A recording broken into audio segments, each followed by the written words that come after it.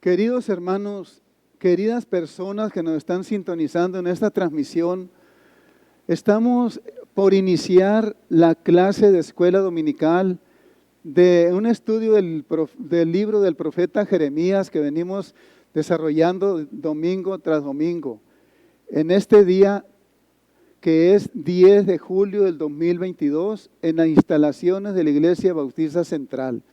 En verdad es un gusto grande el que tenemos, el poder compartir y que sea de provecho a cada uno de nosotros, a nuestras vidas. Vamos a esperar que el Señor nos bendiga en todo para que todo lo hagamos bien. El estudio que vamos a hacer hoy es en Jeremías capítulo 13 del 1 al 17. Si usted puede tener su Biblia abierta, es Jeremías capítulo 13 del 1 al 17 y vamos a orar. Vamos a orar. Señor nuestro Dios, nuestro Padre, en verdad, Señor, te decimos que te amamos, Padre, con todo nuestro corazón, con toda nuestra alma, con todas nuestras fuerzas, con toda nuestra mente, Señor. Porque tú eres nuestra esperanza, Padre. Tú eres nuestro Dios, nuestro Señor y nuestro Salvador. Dejamos en tu mano este tiempo tan importante de impartir la enseñanza de tu palabra, Señor, algo delicado, algo que tenemos que ver con mucha conciencia, pero tú dirígenos, Señor, con tu Espíritu Santo para que aquí se hable y se piense solamente lo que tú quieres transmitir a la iglesia y a las personas que nos están escuchando hoy. Nos quedamos en tus manos porque te lo pedimos en el nombre de tu Hijo, nuestro Señor Jesucristo. Amén.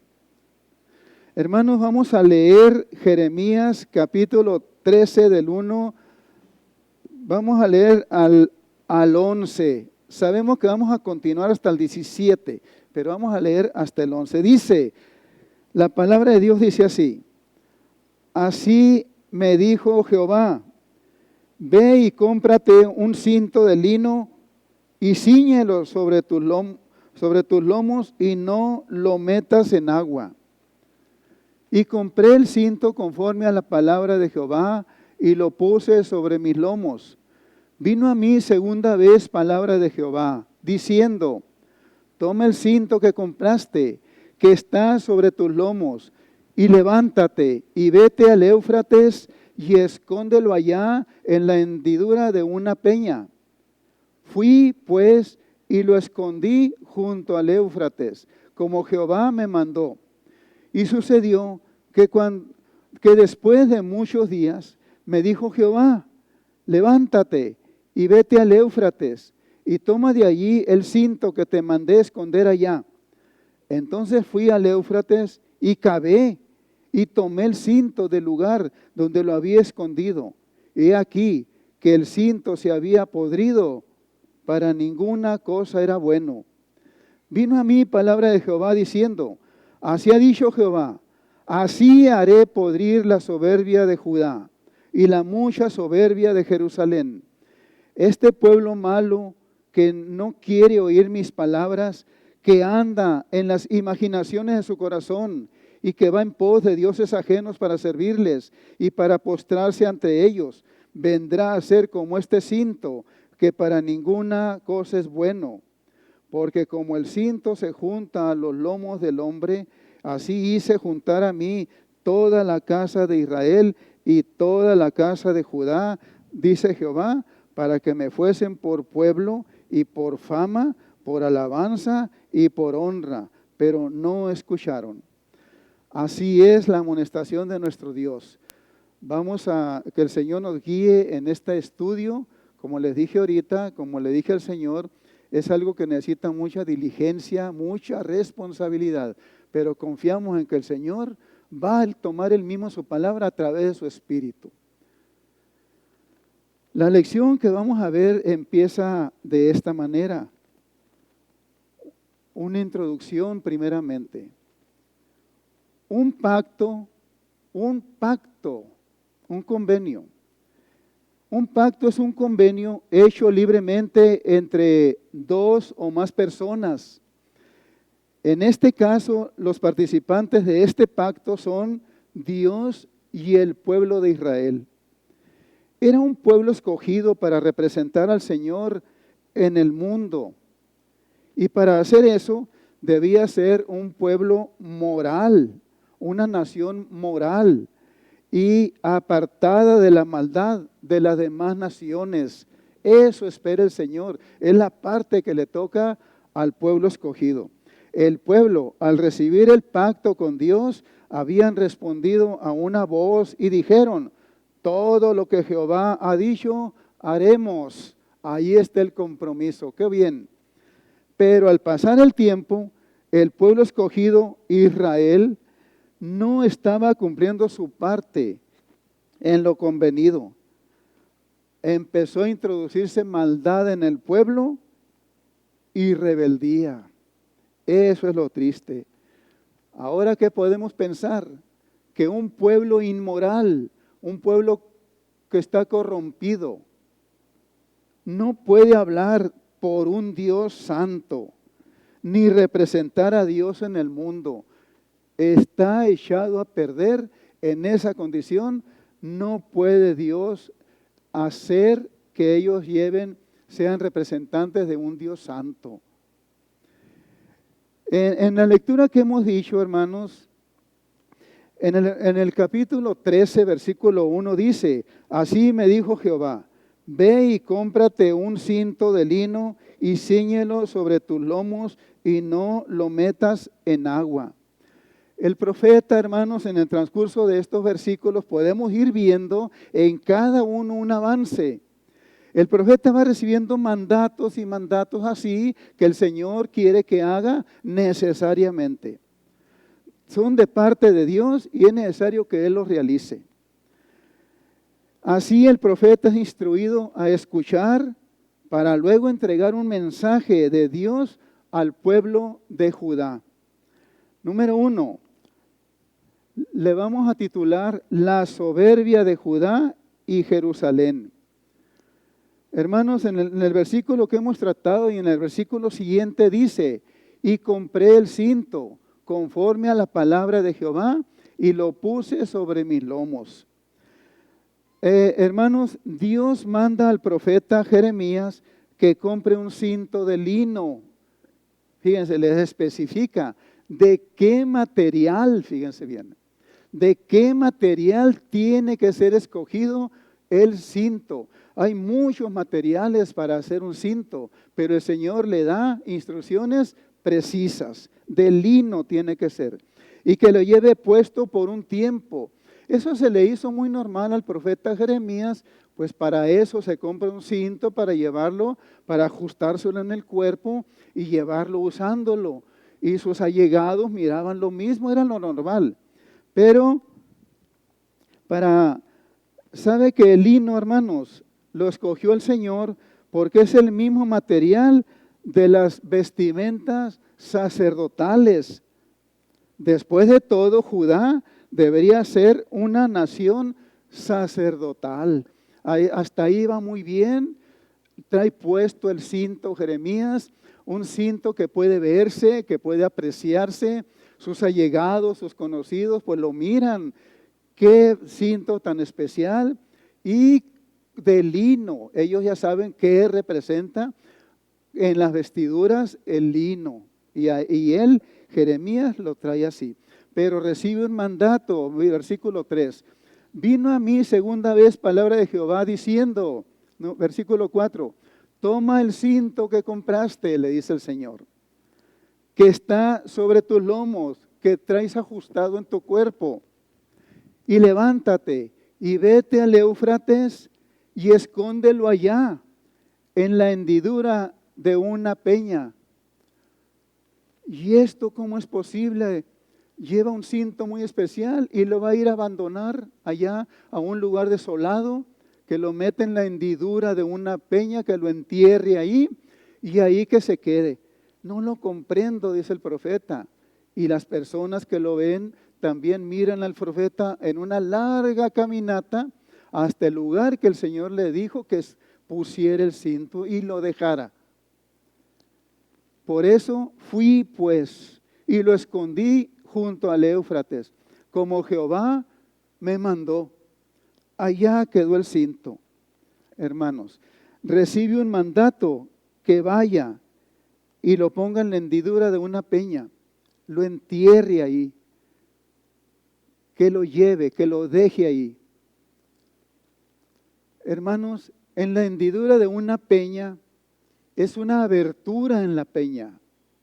Está a la orilla del agua.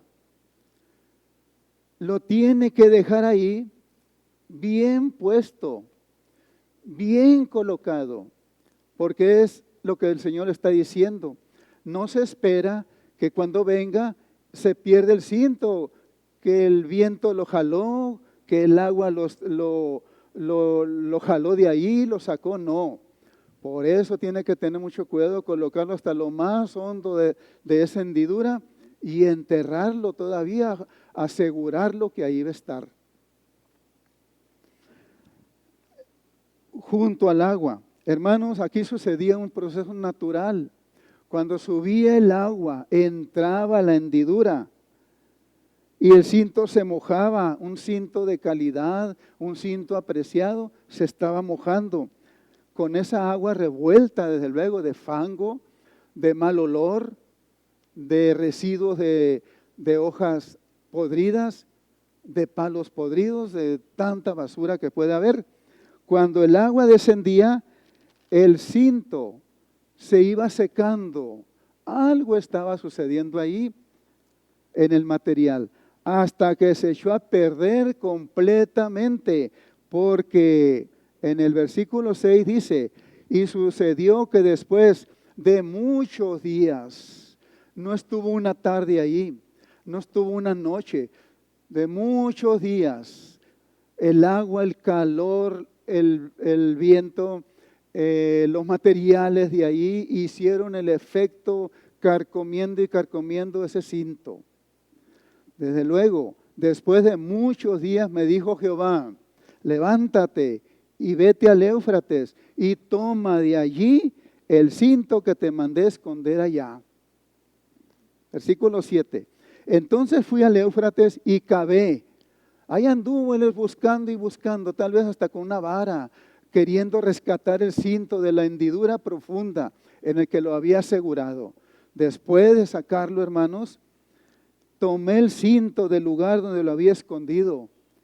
Y he aquí que el cinto se había podrido, para ninguna cosa era bueno. Versículo 8. Y vino a mí palabra de Jehová diciendo, hermanos, de nuevo le mandó Jehová ir al Éufrates a recoger el cinto.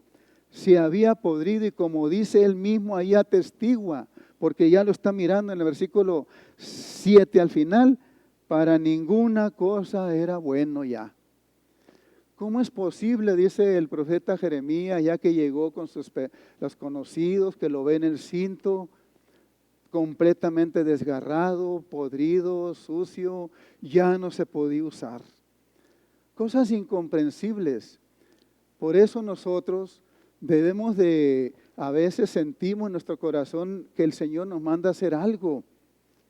Yo lo he oído con los pastores, que les manda a hacer algo que no les cabe en la cabeza.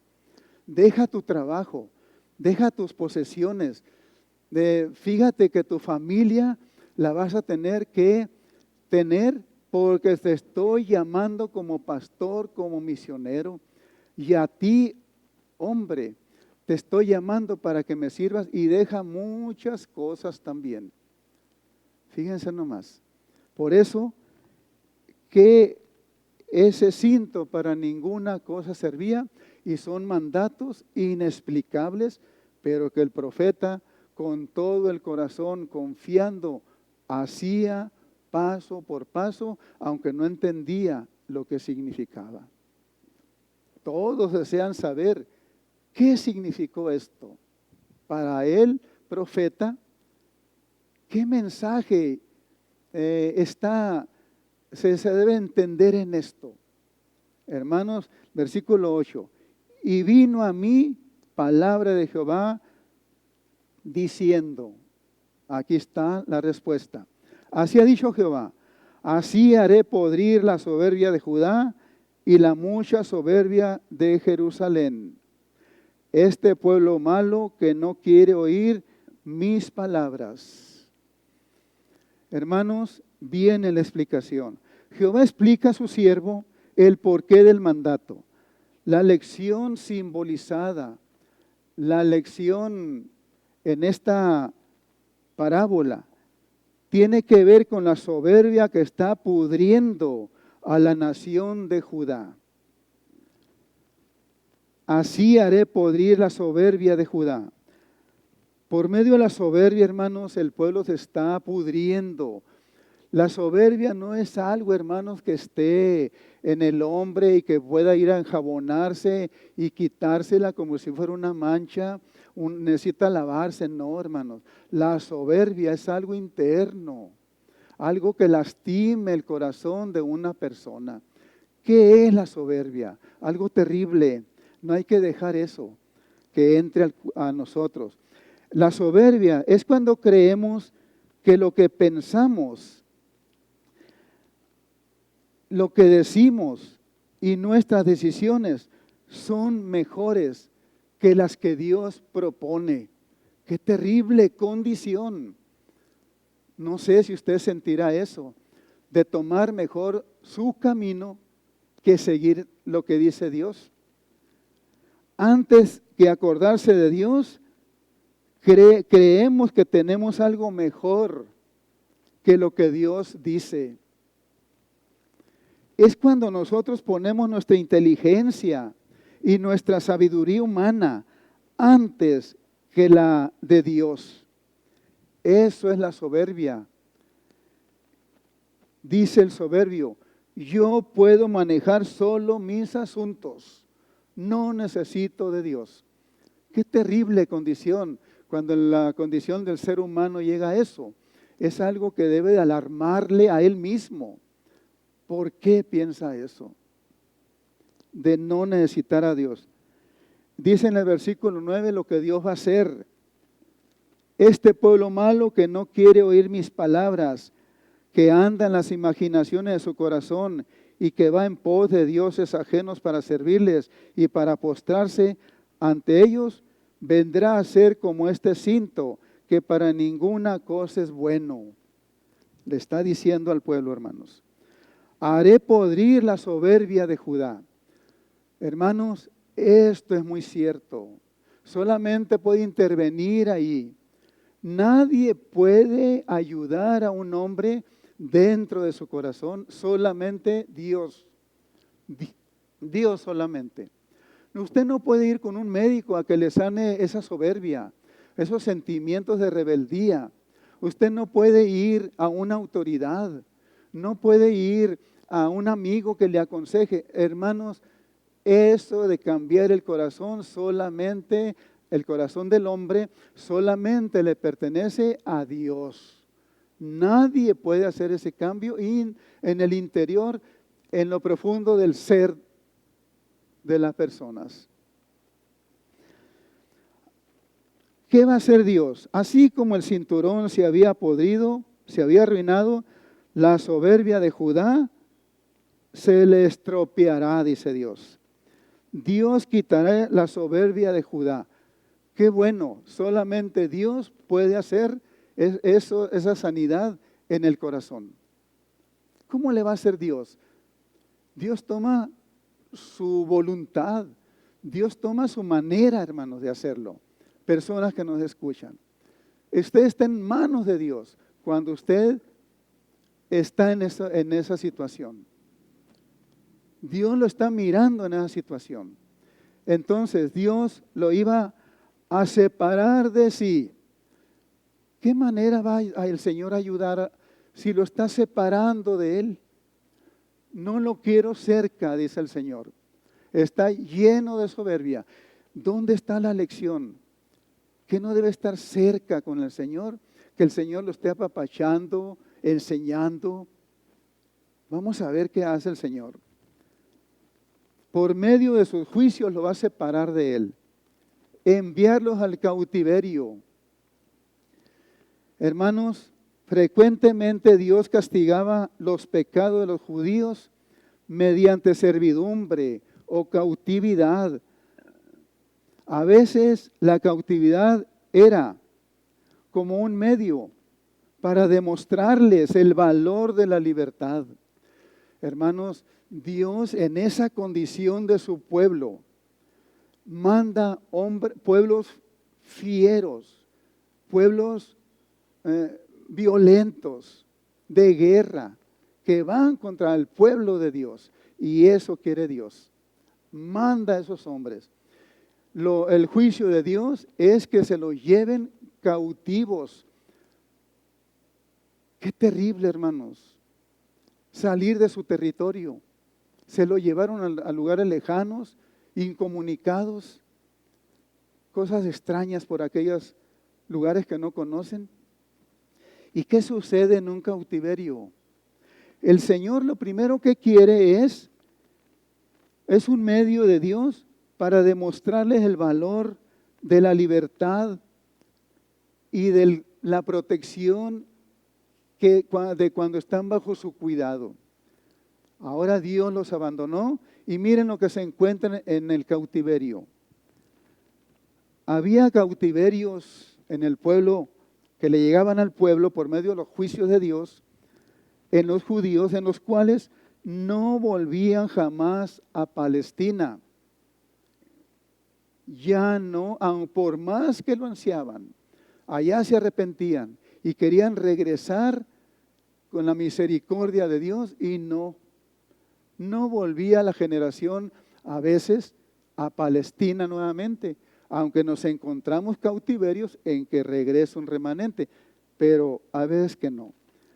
Su idioma, hermanos, allá en aquel país extraño, su idioma, las costumbres, sufrían cambios notables.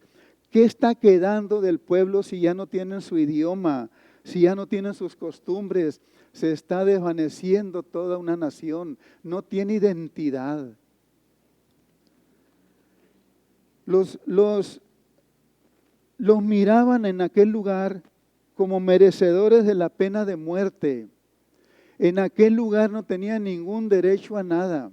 Si un habitante de ese lugar sufría alguna afrenta de uno de esos cautivos, iban a los jueces y seguramente el cautivo perdía el caso, hermanos. Y el cautivo era sentenciado. No había oportunidad en las leyes para ellos. Y podían hablar del Señor ahí. Para ninguna cosa servían. Si el pueblo debería estar ocupado hablando de Dios. Y dice el Señor, para ninguna cosa sirven. Eran despojados de todos sus vestidos y los llevaban en tropel, hermanos. Qué lástima me da que el pueblo de Dios, las familias, las mujeres, los niños, los adultos, los jóvenes, ese pueblo violento que llegó para llevarlos en cautiverio, los lleva en tropel. ¿Sabe lo que es un tropel, hermanos? Llevarlos a la carrera, llevarlos aceleradamente, en desorden, en confusión. ¿Cuántos morían en el camino, atropellándose unos con otros? Los llevaban como triunfo del vencedor. Las condiciones del cautiverio eran terribles y eran vendidos como esclavos.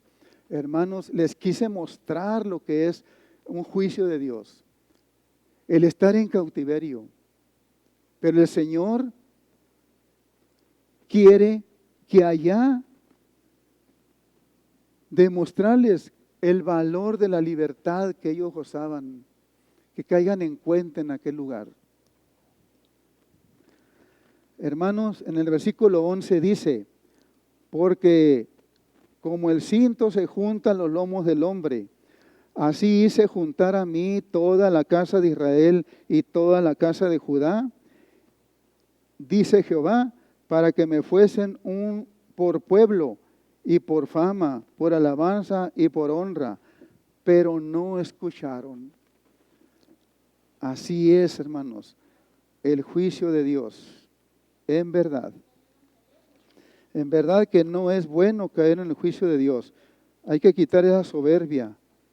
Hermanos, la parábola del cinto, les voy a leer esto que me gustó, nos muestra cómo una prenda útil, pero descuidada y no usada según su propósito, llega a podrirse y ser sucia e inútil. A la vez el cinto representa al pueblo que es útil, pero si es descuidado y no es usado según su propósito, llega a podrirse y ser sucio e inútil. A la vez el cinto representa al pueblo que es útil mientras está cerca de Dios, pero metido en la inmundicia se deteriora hasta ser inservible. Mucho cuidado con permanecer en una condición así. Esta parte se llamó la soberbia de Judá y Jerusalén. ¿A dónde ha llegado la soberbia? A nada bueno. A un cautiverio que les esperaría si no cambian sus caminos. Punto número 2. Consecuencias de la soberbia. Versículo 12 al 14 dice: le dirás pues esta palabra. Así ha dicho Jehová, Dios de Israel. Otra ilustración. Toda tinaja se llenará de vino y ellos te dirán: ¿no sabemos que toda tinaja se llenará de vino? Entonces les dirás: así ha dicho Jehová, he aquí que yo lleno de embriaguez a todos los moradores de esta tierra y a los reyes del estirpe de David que se sientan en su trono, a los sacerdotes y profetas y a todos los moradores de Jerusalén, y los quebrantaré el uno contra el otro, los padres con los hijos igualmente, dice Jehová. No perdonaré ni tendré piedad ni misericordia para no destruirlos. Hermanos, aquí dice las consecuencias de la soberbia, es el nombre de este punto. Sin darse cuenta, hermanos, en el versículo 12,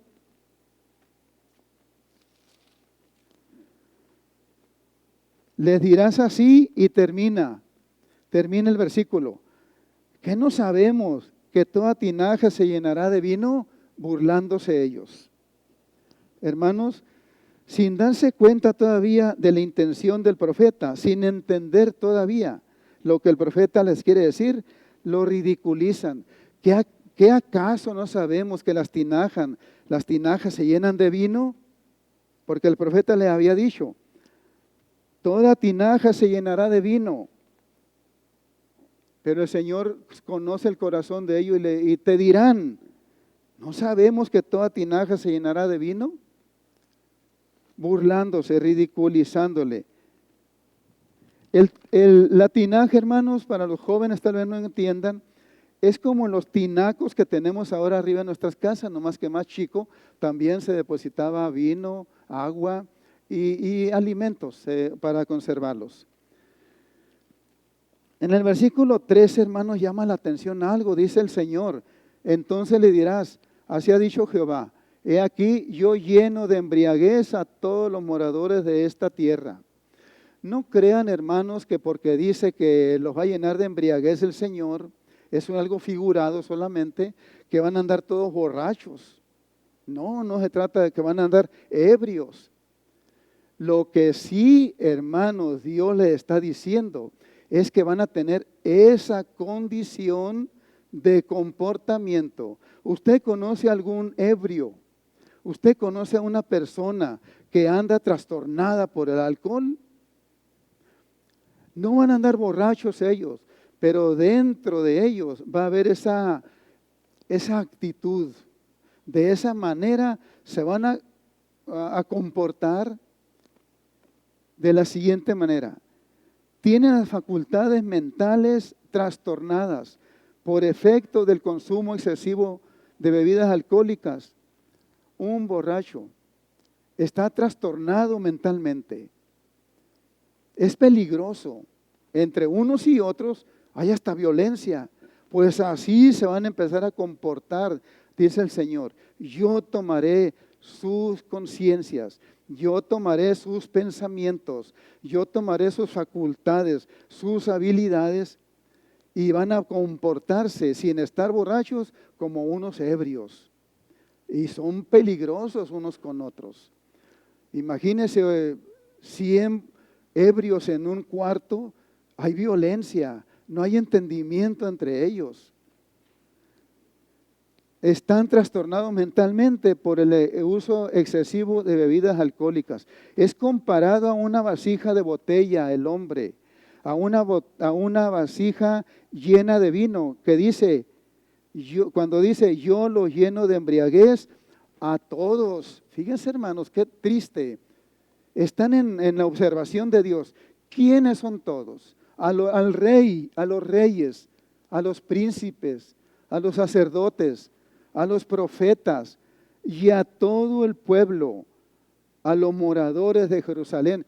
Imagínense, hermanos, qué trastorno en la nación.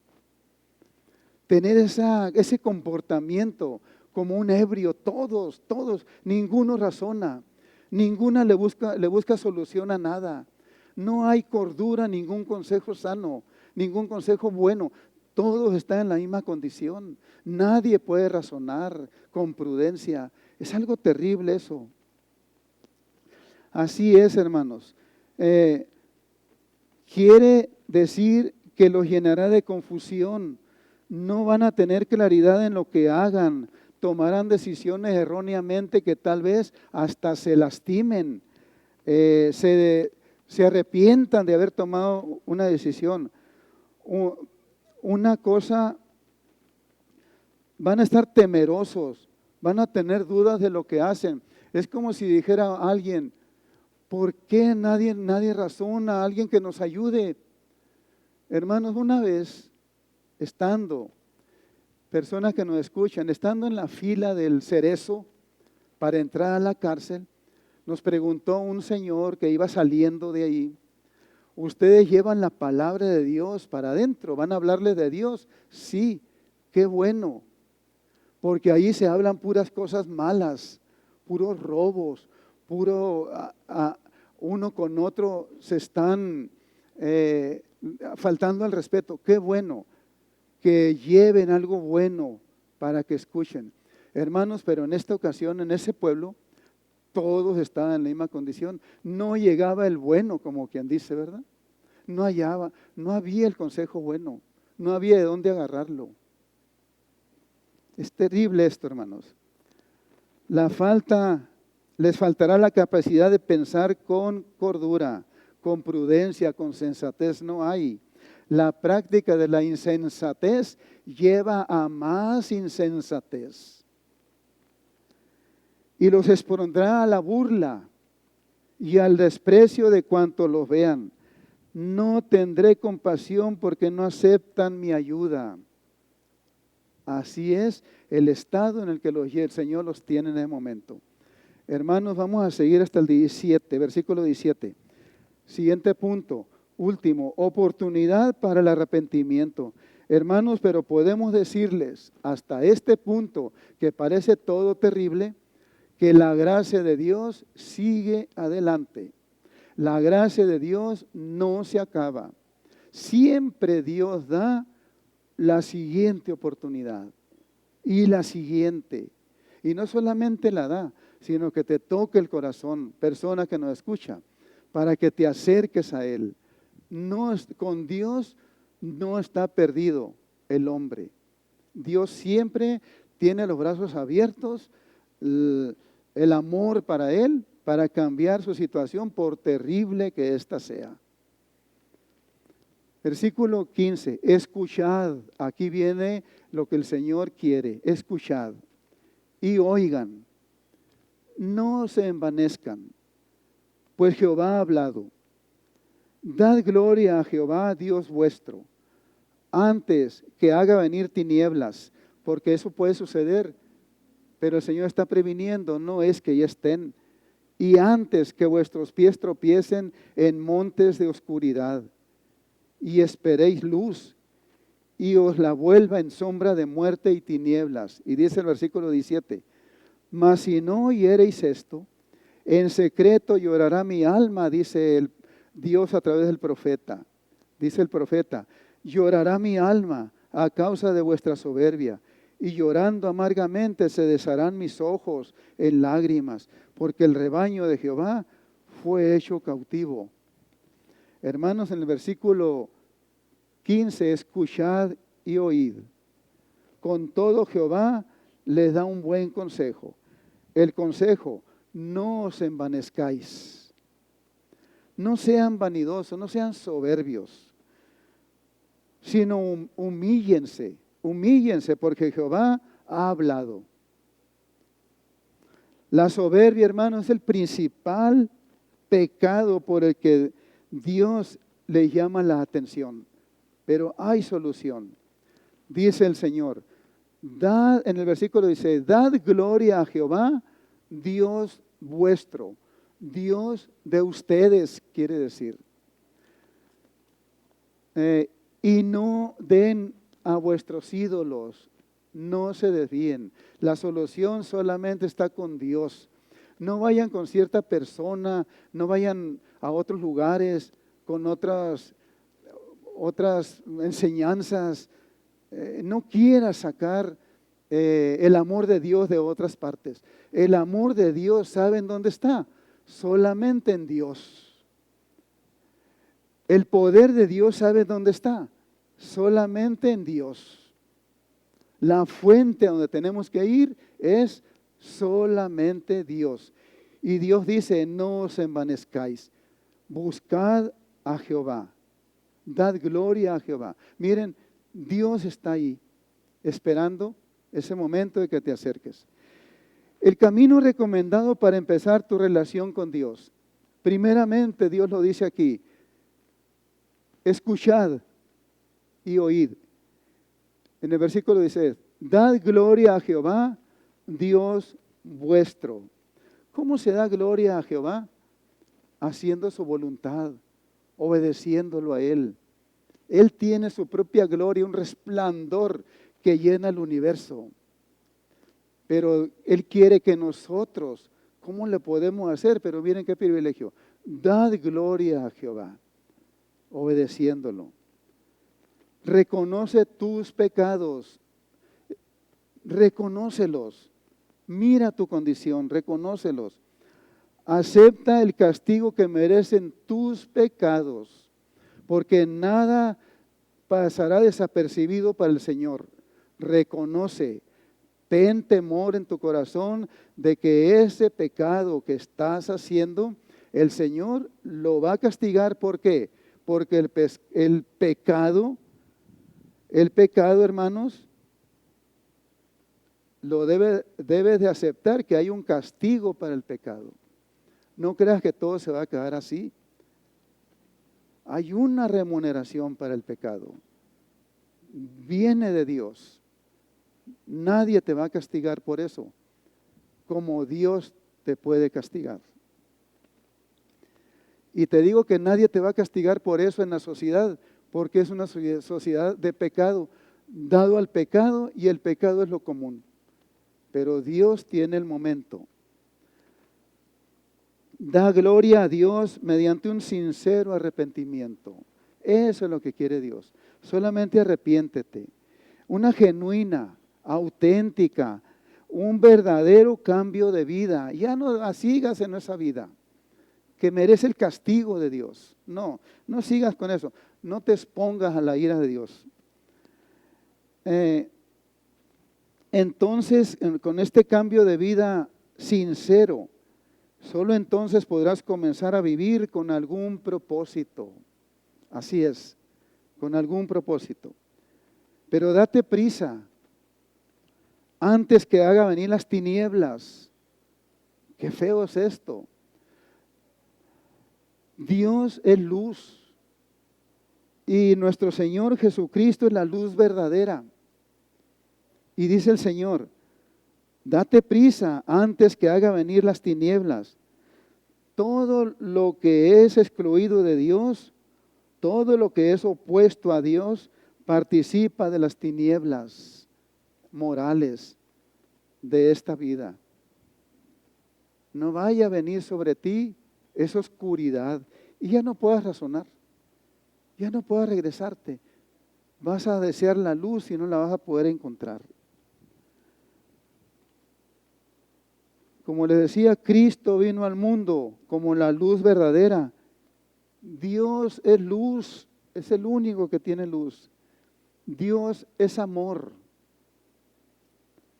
La luz de Dios da gozo, da seguridad, fortaleza al alma. ¿Y cómo sabemos nosotros que puede haber luz? Porque vemos la luz de cada día.